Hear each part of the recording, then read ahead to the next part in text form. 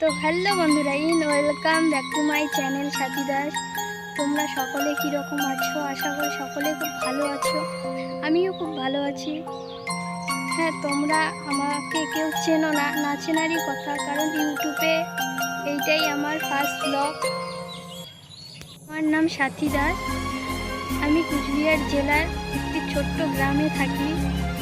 তো শিক্ষাগত দিক থেকে বললে আমি ক্লাস 12-এ পড়ি। তো ইউটিউবে এটাই আমার ফার্স্ট ব্লগ ভিডিও।